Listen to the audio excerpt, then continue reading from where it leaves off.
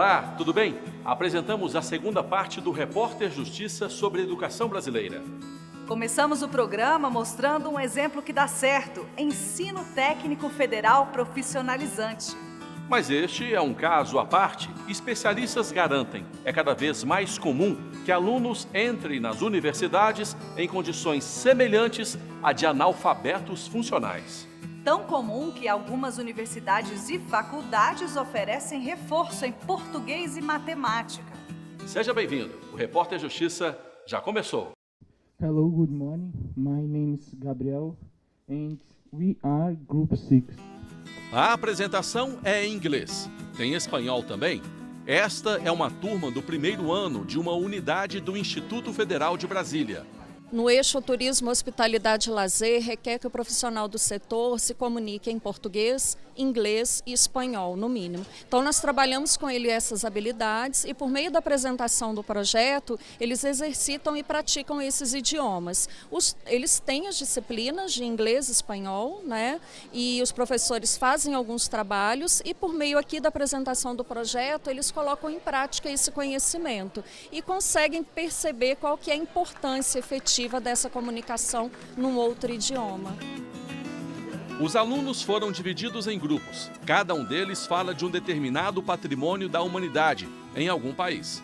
Isso do ponto de vista de um agente de turismo. Falam de preços de hospedagem, melhor época para visita, comida da região.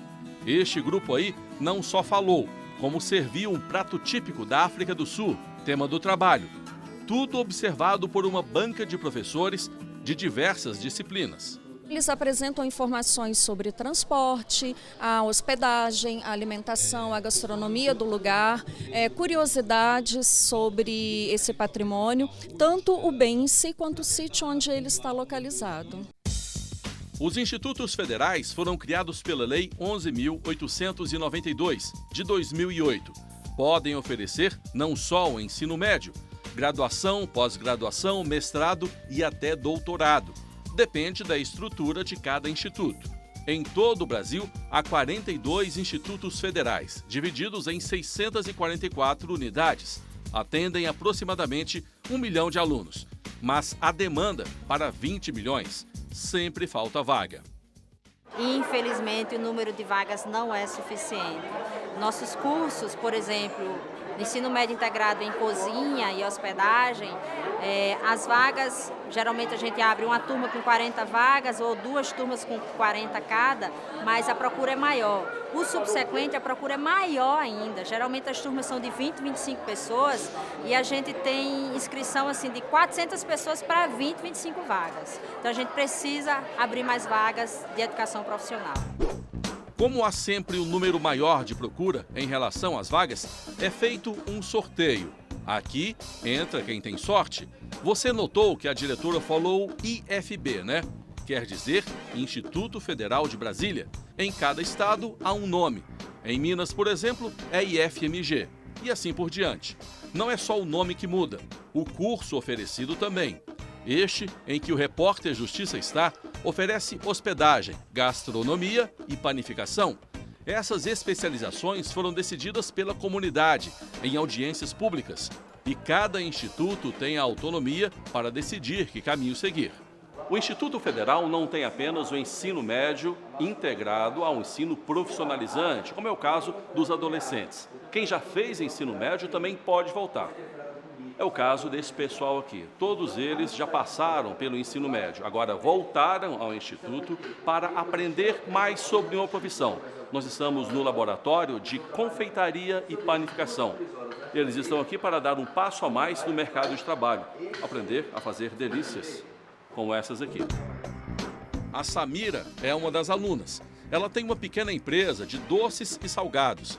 Já fez outros cursos e está matriculada neste para aprimorar os produtos que faz. Montei uma microempresa em casa, o MEI, né, como todos conhecem, e eu pego as encomendas a partir da necessidade do cliente. Se ele precisa de um prato salgado, uma torta, um bolo, um frango assado que seja, eu já consigo ter o conhecimento passado pela instituição. Chegamos na hora em que a Samira e os colegas estão aprendendo a fazer pãezinhos franceses, como o croissant. Aqui nós ensinamos técnicas para os alunos e também como é que é a logística boa de trabalho. Então os alunos eles vão sair daqui com aptidões para fazer vários tipos de preparos, doces ou salgados, né, tortas, etc. Só que eles aprendem também qual é a função profissional de cada um. Nós buscamos trabalhar com eles toda a faculdade mental, operacional e também um pouco da faculdade social de cada aluno, para que eles possam sair sabendo trabalhar e também para poder melhorar um pouco mais a sua comunidade. E para que isso seja feito direitinho, não só são ensinadas técnicas da panificação, até a maneira de como o profissional deve se vestir é cobrada. Nós usamos a touca de chefe, que é para você fazer a proteção de todo o preparo para que não caia pelos, tentar estar totalmente preso. Não podemos também, um toque importante, usar maquiagem alguma, nenhum tipo de creme para que não passe odores para o alimento. Nós usamos dolman, que é com a manga um pouco mais extensa também para que não caia pelos, não ter nenhum tipo de queimadura. O avental também para não ter contaminação com os alimentos, né? E também você se manter limpo, organizado. O pano de chefe, para que você possa estar secando a mão e não estar pegando justamente nos panos que você vai secar os insumos, né? Os utensílios de cozinha, para que não tenha contato com o seu corpo, né? Já que é para o cliente, ou se for um caso um restaurante, né? Não ter o contato totalmente limpo. Está perfeita o modo de preparo, desde que você está o manipulador até o resultado final. Outro diferencial do Instituto é o maquinário. Quem faz o curso aqui manuseia o mesmo equipamento que vai encontrar em uma grande padaria. E esse benefício não é comum. Existem dois tipos de panificadoras, né? De panificação que nós trabalhamos. Nós temos tanto artesanal quanto os que não são, quanto a parte mais industrial. Aqui nós temos laminadoras, temos todos os equipamentos para trabalhar igual numa loja para fazer em grande quantidade. Alguns cursos não ensinam isso, né? Você não aprende a trabalhar para fazer como numa padaria que faz como 10 mil pães por dia. Os alunos aqui saem com essa habilidade, sabem trabalhar em maceira, sabem trabalhar com fatiadora, com todos os equipamentos.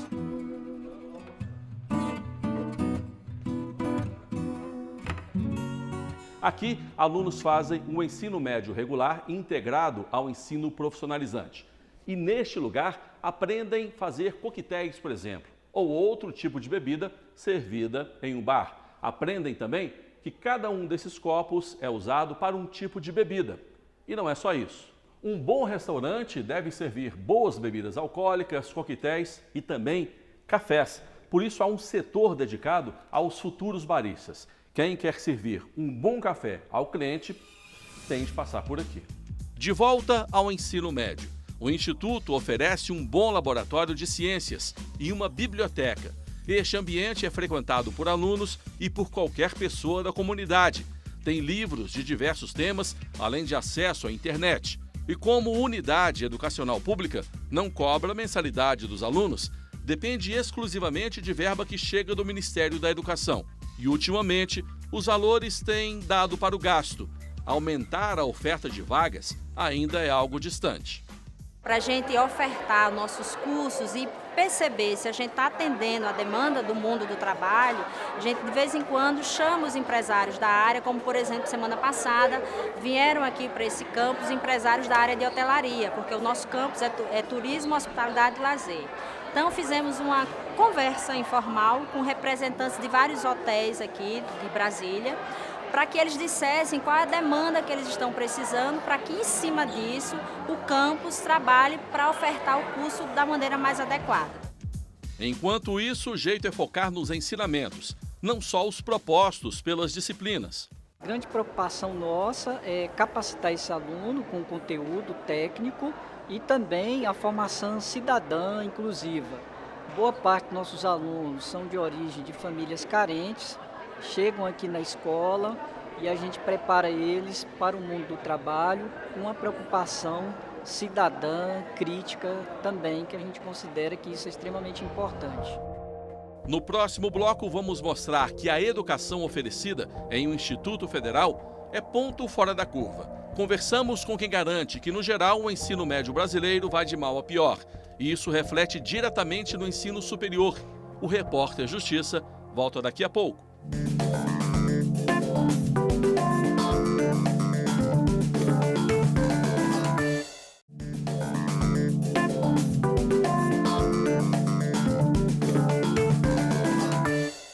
O Repórter Justiça vai conversar agora com Raimundo. Ele faz faculdade de Direito aqui na Universidade de Brasília. Estudou também em várias escolas do Pará e do Piauí com pouca estrutura, mas não se deu por vencido. Hoje ele trabalha em um dos melhores escritórios de advocacia de Brasília. Raimundo, você passou por várias escolas de outros estados e eu queria que você contasse para a gente como era a estrutura nessas escolas e o que isso influenciou na sua vida. Quando a gente fala de infraestrutura, ainda mais numa escola, eu acho que é comum a gente imaginar uma tecnologia diferenciada, ou no mínimo estruturas físicas do colégio que sejam capazes de suportar a quantidade de alunos, enfim. Eu penso nisso tudo, eu pensava diferente no início, hoje eu penso de uma forma mais crítica, observando a quantidade de recursos que são disponibilizados no caso, para as escolas onde estudei, porque hoje eu tenho acesso a essas contas, e eu vejo que a infraestrutura, ela, à época, era precária, mas isso se dava não por falta de recursos, e sim por uma má gestão. Quem vê o Raimundo chegando assim em uma universidade federal de terno, todo alinhado, não imagina o sufoco que foi passar por escolas públicas no norte do país e chegar até aqui. O vestibular, então, nem se fala. As primeiras tentativas foram desastrosas. Quando eu saí do ensino médio, eu não entrei de imediato na universidade. Eu passei um ano estudando, um ano me preparando. E a época, quando eu saí, eu não consegui, com a nota que eu tirei, entrar na menor nota de corte do Enem. Eu não tinha nota suficiente para a menor nota de corte do ProUni. Transformar o ódio em foco nos estudos. Foi assim que ele conseguiu sair da estatística. A coisa que mais me ajudou em todo esse processo foi que eu aprendi a canalizar minhas energias. E canalizar, eu tenho um sentido de usar todas as energias que eu tinha para um só objetivo. Eu tinha ódio de inúmeras coisas. Quando eu sentia ódio, eu guardava para mim. E 7h30 da manhã eu usava a hora que eu ia acordar para estudar. E eu sentindo aquele ódio e lembrando das coisas que me traziam esse tipo de sentimento, eu estudava 13, 14 horas por dia, com ódio. Na universidade, o desafio foi outro. O que fazer com as deficiências de aprendizado?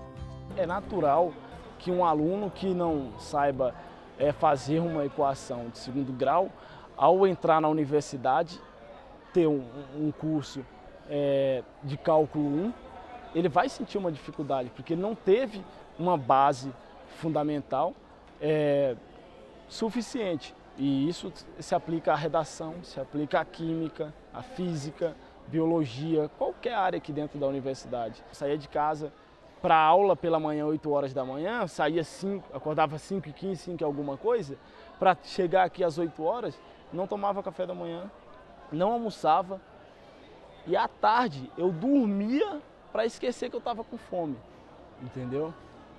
Para chegar à noite tendo aula de novo e conversando com todo mundo, como se nada tivesse acontecido. Não faz sentido você falar numa concorrência, não existe concorrência nisso, não tem concorrência.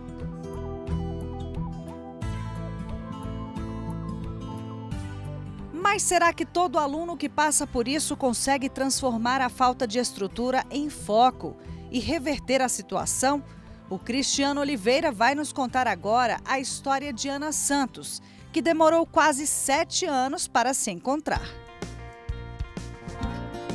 Jordana, ela saiu do ensino médio e foi fazer química. Tinha afinidade não com a matéria, e sim com a didática do professor. Abandonou e foi fazer direito, influenciada pela família. Também não era o que gostava. Hoje faz psicologia. Durante o meu ensino médio nunca nem falaram, o que você vai fazer e o futuro. Só, assim, é uma máquina, né?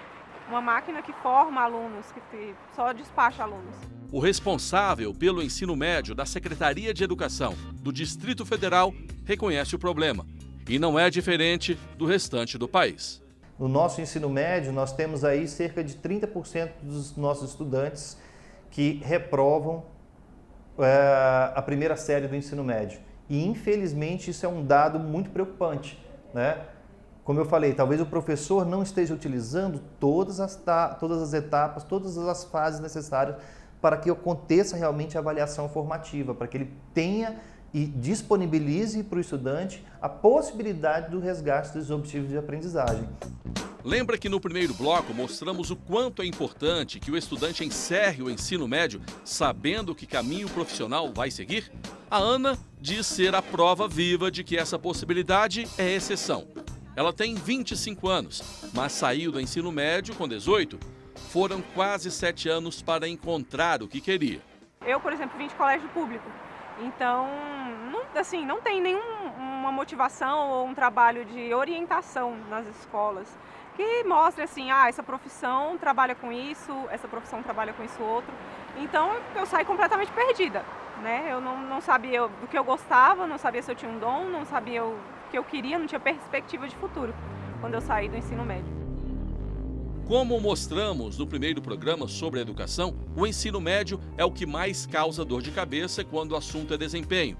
Os últimos números foram divulgados no ano passado e são fruto de um levantamento de 2015. Menos de 30% têm aprendizado adequado em língua portuguesa e menos de 10% em matemática. No caso dos números, o desempenho é pior que o registrado 2 anos antes e não está nem perto do número de 1997, quando a taxa passava dos 17%.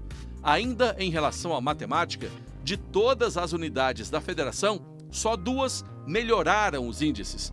Uma manteve o mesmo número e outras 24 caíram. Eu mesmo passei no ensino fundamental e médio sem saber matemática. Não sei como os professores me passaram. Hoje, se me perguntar, eu não sei fazer raiz quadrada. Uma coisa bem básica. Então, não sei como eu passei em matemática, no caso, né? O Brasil tinha, em 2016, quase 520 mil professores do ensino fundamental 2 e do ensino médio. Desses, 39% não tinham formação adequada para lecionar. Alguns profissionais atuam em mais de uma disciplina. Daí o número sobe para 52%. No próximo bloco, vamos mostrar que o mau desempenho do ensino médio se reflete nas universidades e no mercado de trabalho. A gente volta depois do intervalo.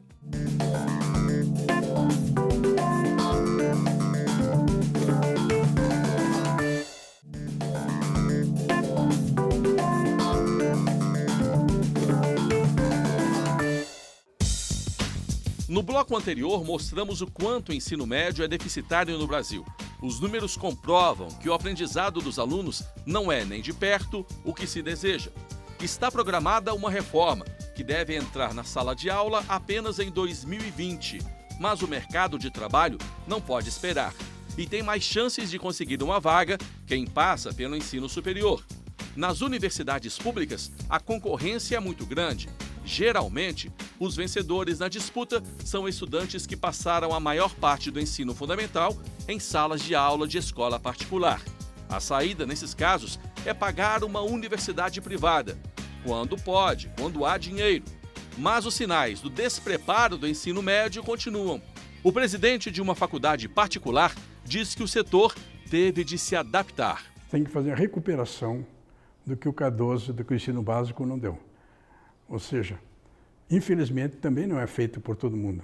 Sabe que 80% dos advogados formados no Brasil não passam na prova da segunda etapa da OAB. Ou seja, não sabem interpretação de texto, não entendem o que estão lendo.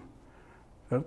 Então, as faculdades que realmente querem formar profissionais têm que fazer recuperação no primeiro semestre. Você ouviu corretamente. As universidades estão fazendo recuperação de alunos que chegam sem saber interpretação de texto ou com dificuldade de fazer contas simples. Para a pessoa desenvolver a interpretação de texto e a parte lógica, matemática, para ele poder acompanhar os cursos. Este problema não se apresenta apenas no universo da educação superior.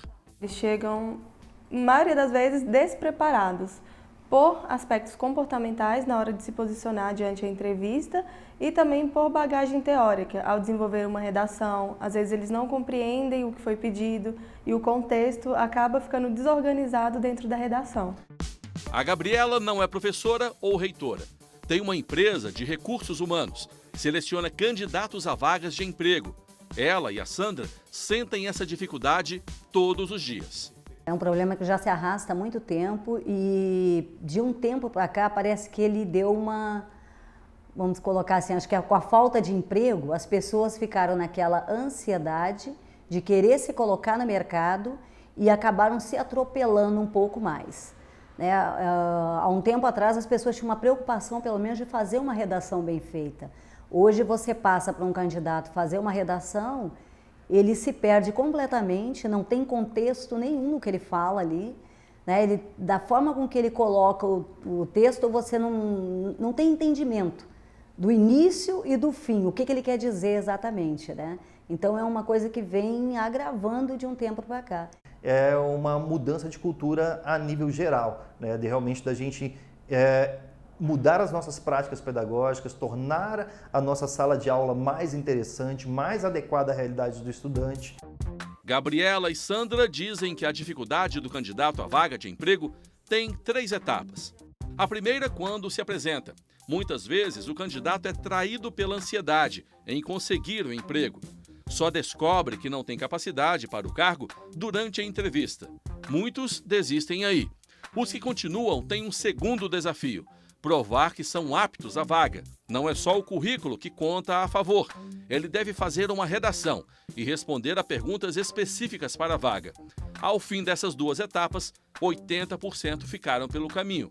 Por fim, já empregados, os profissionais têm uma dificuldade que só se apresenta no dia a dia das empresas.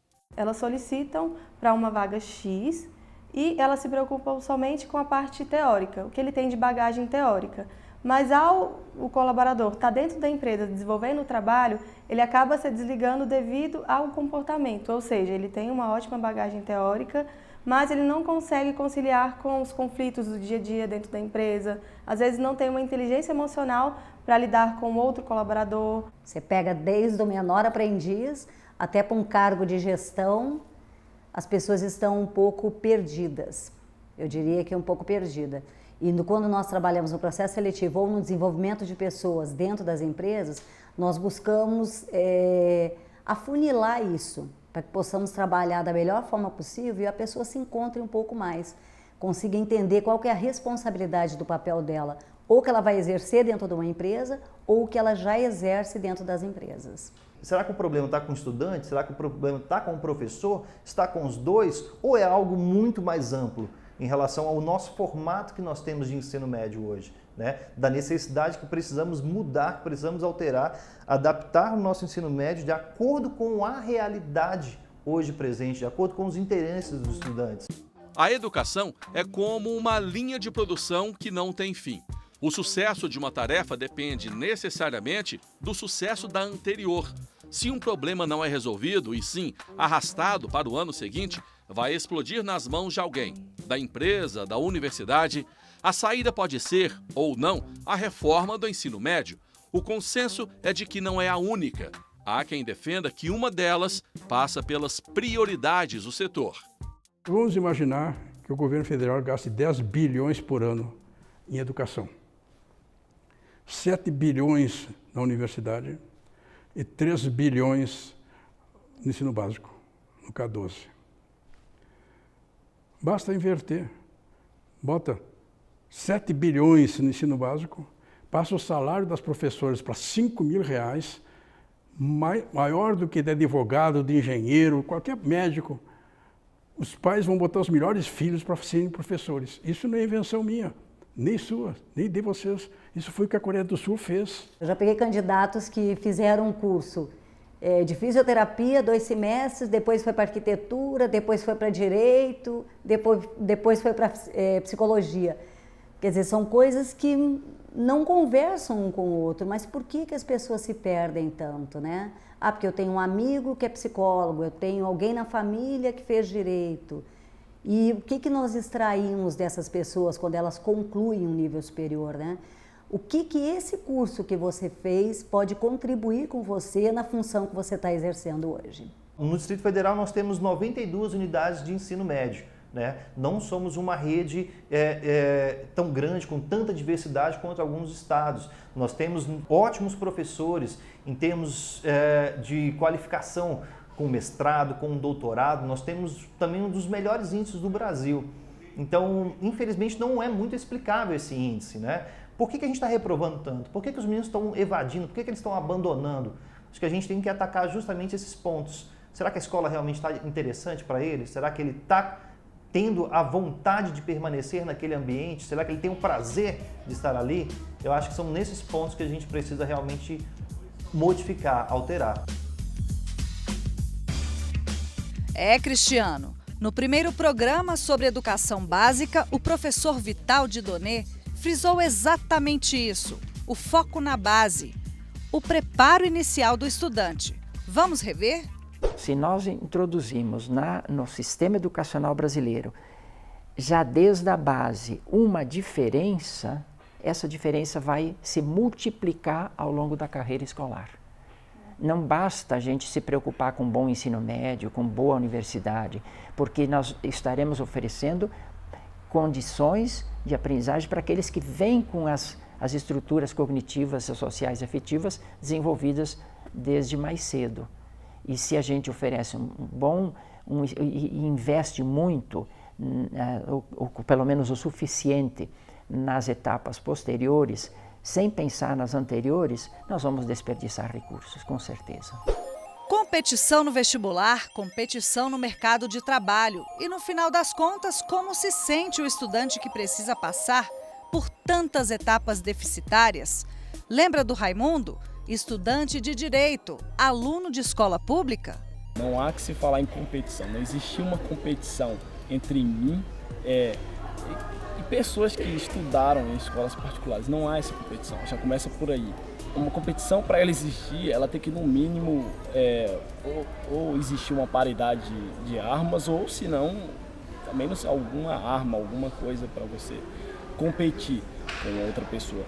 Não tem como competir um aluno que vem de uma escola pública com esse tipo de ensino e querer competir com, às vezes, colégios particulares que desde o ensino fundamental já focam o seu ensino para aprovação no vestibular, quando dentro da escola pública, só o que eles falavam para a gente do vestibular era que era impossível passar. A concorrência entre os alunos é só uma no universo da educação brasileira. Escolas também competem entre si. Para as particulares, estar bem posicionada nos rankings nacionais ou internacionais gera mais alunos, mais dinheiro, mais lucro.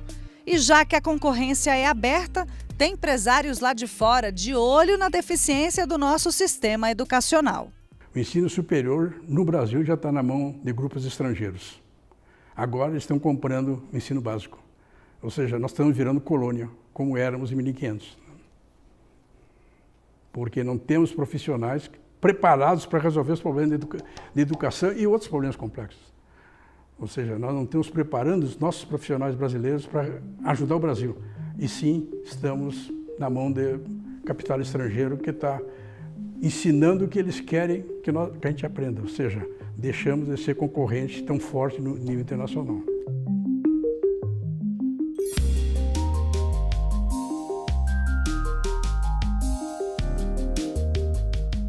E assim a gente encerra o Repórter Justiça de hoje. Para rever nosso programa, acesse tvjustiça.jus.br. Anote aí também o nosso e-mail, reporterjustiça@stf.jus.br, e inscreva-se no nosso canal do YouTube, TV Justiça Oficial. Tchau, tchau. Um abraço.